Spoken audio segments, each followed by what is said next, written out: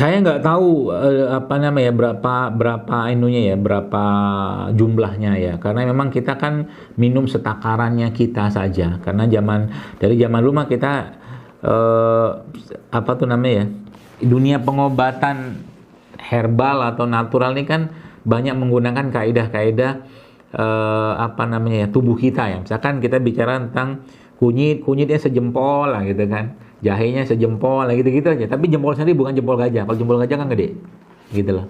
Nah, jadi hal-hal seperti itu tuh bisa kita pakai ya. Jadi kalau misalkan Bapak Ibu tanya berapa dosisnya, saya nggak tahu juga dosisnya, tapi kalau Anda cuma minum air kelapa tiap hari satu buah gitu kan nggak masalah. Tapi ingat lagi, air kelapa itu kan sifatnya dingin ya, air itu kan dingin, maka dia bisa menurunkan panas. Artinya orang-orang yang hipertensi tertentu itu bisa turun dengan air kelapa. Jadi ada orang yang habis minum air kelapa keliengan. Ini kan mau Ramadan nih, biasanya banyak orang habis minum air kelapa katanya lemes segala macam. Itu bisa diatasi dengan cara air kelapanya Anda tambahkan madu dan tambahkan garam sedikit, garam mineral ya. Ya, itu juga bisa. Jadi kalau ditanya berapa banyak minum air kelapa, ya satu butir sehari cukup lah.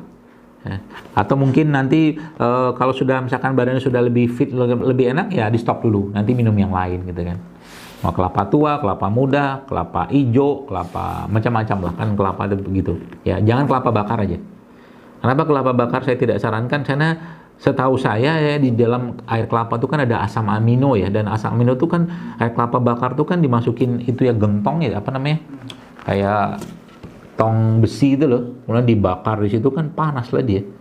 Ya panas dia ya rusak lah setahu saya enzimnya. Dan ya kalau bahasa penjual kan lain ya. Saya maksud ini bahasa kandungan gizinya kan beda ya. Jadi lebih baik minum air kelapa biasa aja ya. Jadi bagus ya, bagus, sangat baik bahkan tapi tadi yang saya katakan, yang tahu berapa banyaknya kita sendiri lah. Misalkan saya minum air kelapa, satu kelapa itu cukup, kadang-kadang udah penuh banget perut saya ya.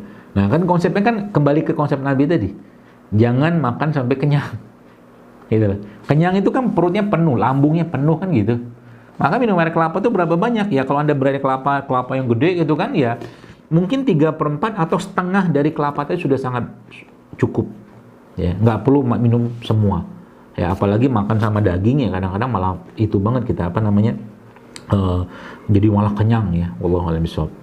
Jadi kalau Bapak Ibu sekarang terutama gini kan, saya yakin bukan yakin sih, saya dugaan saya ini kan yang bekerja di perusahaan Bapak Ibu Pertamina ini kan ya usianya udah 40 mungkin 50 tahun ya, itu air kelapa tua itu bisa jadi salah satu air bagus ya untuk menjaga kesehatan Anda ya, air kelapa tua. Jadi kalau nanti beli santan diparut, jangan beli santan kemasan.